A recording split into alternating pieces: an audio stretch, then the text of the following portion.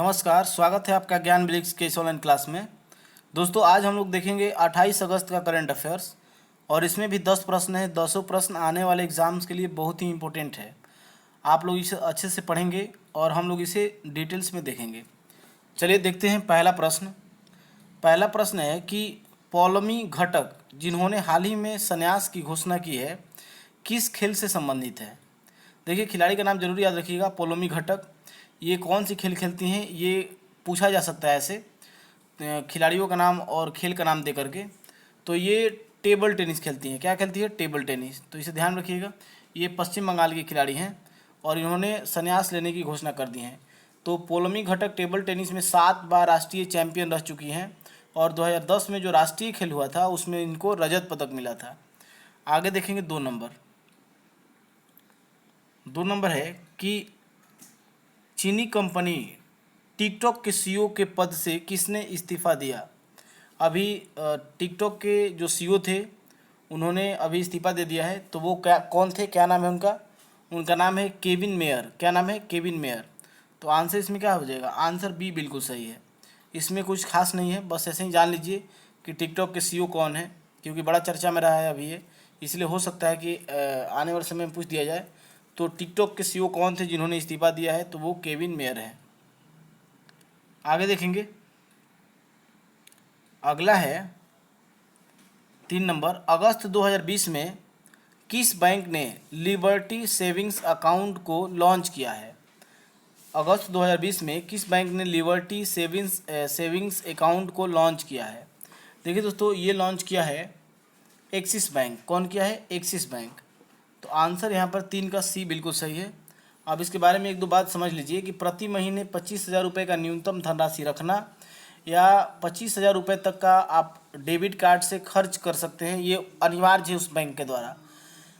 कोविड-19 के इलाज के साथ 20,000 रुपये की जीवन बीमा कवर की सुविधा भी दे रही है बैंक। आप जानते होंगे कि एक्सिस बैंक का मुख्यालय कहाँ है? तो इसका मुख्यालय मुंबई में है और एक्सिस बैंक के जो अध्यक्ष हैं वो राकेश माखीजा हैं। इसके एमडी और सीईओ अमिताभ चौधरी हैं। तो इसे ध्यान रखना है, एमडी सीईओ तो जरूर याद रखिएगा एक्सिस बैंक का, अमिताभ चौधरी। आगे बढ़ते हैं, 4 नंबर प्रश्न देखते हैं। चौथा प्रश्न है कि किस केंद्रीय मंत्री ने मानसिक स्वास्थ्य पुनर्वास के लिए किरण नामक हेल्पलाइन लॉन्च किया है? देखिए, किरण नाम का हेल्पलाइन लॉन्च किया गया है। तो ये किसके द्वारा लॉन्च किया गया है भाई? तो ये जिस मंत्रालय के अंतर्गत आता है वो मंत्रालय है सामाजिक न्याय व अधिकारिता मंत्रालय। और इस मंत्रालय में मंत्री कौन है भाई? तो ये है धावर चंद्र गहलोत। तो आंसर क्या हो जाएगा? 4 का आंसर ए बिल्कुल सही है, धावर चंद्र गहलोत। अब देख लीजिए, इसमें एक दो बातें को देख लेते हैं कि सामाजिक न्याय व अधिकारिता मंत्री थावर चंद्र गहलोत द्वारा एक टोल फ्री नंबर और उसके साथ किरण नाम से हेल्पलाइन लॉन्च किया गया है। इस हेल्पलाइन के माध्यम से प्रारंभिक जांच, चिकित्सा, मनोवैज्ञानिक व्यवहार व संकट प्रबंधन जैसी समस्याओं का निराकरण किया जाएगा। इसे 13 भाषाओं में उपलब्ध कराया गया है। आगे देखेंगे, अगला है 5 नंबर। 5 नंबर प्रश्न है, किस केंद्रीय मंत्री ने national geographic information system enabled land band system launch किया है? तो ये किसके द्वारा लॉन्च किया है भाई? तो ये लॉन्च किया गया है पीयूष गोयल के द्वारा, जो हमारे रेल मंत्री हैं पीयूष गोयल, उनके द्वारा लॉन्च किया गया है। तो 5 का आंसर बी बिल्कुल सही है। इसमें देख लीजिए एक दो बात, जैसे केंद्रीय वाणिज्य व उद्योग मंत्री तथा रेल मंत्री दोनों कौन है? पीयूष गोयल हैं। उनके द्वारा 6 राज्यों के लिए इसे लॉन्च किया गया है। देश के औद्योगिक समूहों का डाटाबेस व औद्योगिक सूचनाओं तक आसान, मतलब औद्योगिक सूचनाओं को आसान बनाने के लिए वन स्टॉप सॉल्यूशन, एक ही बार में समाधान निकालने के लिए इसे किया गया है। दिसंबर 2020 तक सभी राज्यों को जोड़ने का लक्ष्य रखा गया है इसको। तो ये जीआईएस पर काम करेगा। आगे बढ़ते हैं, अगला देखते हैं। अगला प्रश्न है 6 नंबर। 6 नंबर प्रश्न है कि किस बीमा कंपनी ने अपनी तरह का पहला real time assistant service smart assist launch किया है? तो स्मार्ट असिस्ट कौन लॉन्च किया है भाई? Real time assistant. तो ये किया है बजाज अलियांज एलआई। कौन किया है? Bajaj Allianz LI. तो आंसर क्या हो जाएगा यहाँ पर? आंसर ए बिल्कुल सही है। इसके बारे में एक बात जान लेते हैं कि कंपनी के बीमा उत्पाद के बारे में जानकारी व खरीद के लिए रियल टाइम सहायता के लिए लॉन्च किया गया है ये।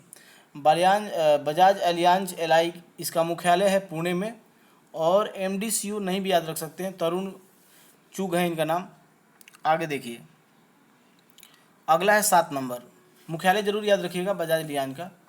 7 नंबर देखेंगे कि केंद्रीय संस्कृति मंत्रालय ने भारतीय पुरातत्व सर्वेक्षण के कितने नए क्षेत्र बनाने की घोषणा की है। भारतीय पुरातात्विक सर्वेक्षण आप जानते होंगे, इसको बोलते हैं आर्कियोलॉजिकल सर्वे ऑफ इंडिया।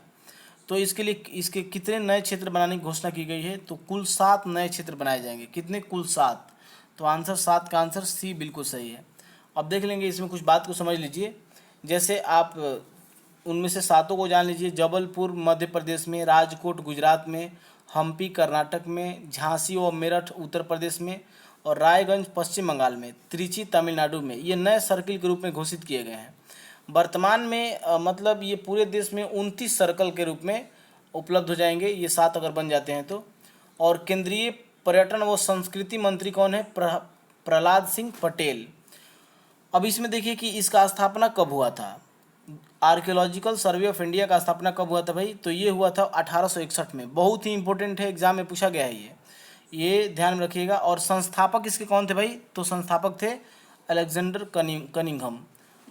तो इसे ध्यान में रखना है। आगे देखेंगे, अगला है 8 नंबर। 8 नंबर प्रश्न है कि इनमें से किस एयरक्राफ्ट कैरियर को गुजरात राज्य में विघटित किया जाएगा। तो देखिए, एयरक्राफ्ट कैरियर अभी तो एक ही है हमारे यहाँ, ये तो पुरानी है। जो नई है उसका नाम है विक्रमादित्य। लेकिन ये जिसको गुजरात में विघटित किया जाएगा एयरक्राफ्ट कैरियर को, उसका नाम है आईएनएस विराट। क्या नाम है? आईएनएस विराट। तो आंसर 8 का क्या हो जाएगा? 8 का आंसर ए बिल्कुल सही है। अब देखिए इसमें कुछ बातों को समझ लेते हैं। भारतीय नौसेना में 30 साल से ज़्यादा समय तक सेवा देने के मतलब ये सेवा दे चुकी है, कौन सा? तो ये आईएनएस विराट 1987 में भारतीय नौसेना में शामिल की गई थी। भारत के पास वर्तमान में एक आईएनएस विक्रमादित्य नाम का एयरक्राफ्ट कैरियर है, और आईएनएस विक्रांत नामक एक अन्य एयरक्राफ्ट कैरियर को कोचिन शिपयार्ड लिमिटेड द्वारा बनाया जा रहा है। तो विक्रांत को बनाया जा रहा है और विक्रमादित्य अभी काम कर रही है। अब देखेंगे 9 नंबर प्रश्न। 9 नंबर है कि किस राज्य में सशस्त्र बल यानी कि विशेष अधिकार अधिनियम 1958 को 6 माह के लिए बढ़ा दिया गया। देखिए इसी के तहत अफस्पा का रूल आता है। अफस्पा आप जानते होंगे, आर्म्ड फोर्सेज के लिए स्पेशल पावर दिया जाता है। तो इसमें कुछ राज्यों में राष्ट्रपति द्वारा लगाया जाता है ये जो रूल होता है।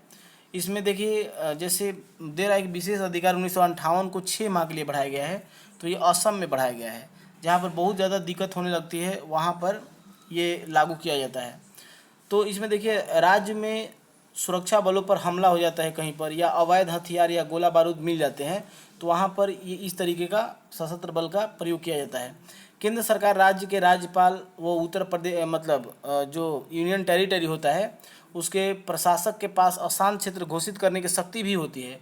वो अशांत क्षेत्र घोषित कर सकता है, और अफस्पा रूल राष्ट्रपति से कह करके लगवाया जा सकता है। इस अफस्पा रूल के तहत क्या होता है कि बिना वारंट की गिरफ्तारी भी हो जाती है। आपको कोई वारंट नहीं दिया जाएगा, आपको गिरफ्तार कर लिया जाएगा। पाँच या उससे अधिक व्यक्ति एक साथ नहीं घूम सकते हैं, एक साथ नहीं रह सकते हैं। और उसमें और भी बातें होती हैं, जैसे किसी भी वाहन को जांच की पावर हो जाती है कि कोई भी गाड़ी हो, चाहे किसी भी मंत्री की हो या किसी भी की हो, उसको जांच करना अनिवार्य होता है। तो ये सब रूल अफस्पा के समय लग जाते हैं। अब देखिए, तो ये असम में बढ़ा दिया गया है, ध्यान रखिएगा। अगला है 10 नंबर, लास्ट प्रश्न है। वर्ष 2020 के लिए इंटरनेशनल बुकर प्राइज यानी कि मैन बुकर प्राइज किसने जीता? देखिए दोस्तों, ये जीते हैं मारियके लुकास रिजवेल्ट, इनका नाम है। तो आंसर इसमें क्या हो जाएगा? आंसर डी बिल्कुल सही है। अब इनके बारे में कुछ समझ लीजिए, देख लीजिए। इंटरनेशनल बुकर प्राइज साहित्य के क्षेत्र में दिया जाता है। ये भी याद रखना है कि बुकर प्राइज किस क्षेत्र में? साहित्य के क्षेत्र में दिया जाता है। और ये सबसे कम उम्र के विजेता है। मारियके लुकास जो है ये सबसे कम उम्र के हैं, 29 वर्ष की उम्र में इन्होंने जीता है। और इनका जो उपन्यास है उस उपन्यास का नाम है द डिकम्फर्ट ऑफ इवनिंग। इसी के लिए इनको बुकर प्राइज फाउंडेशन द्वारा अवार्ड दिया गया है। तो इसे ध्यान रखिएगा, इम्पोर्टेंट है। ठीक है, तो मिलते हैं नेक्स्ट वीडियो में, तब तक के लिए बाय।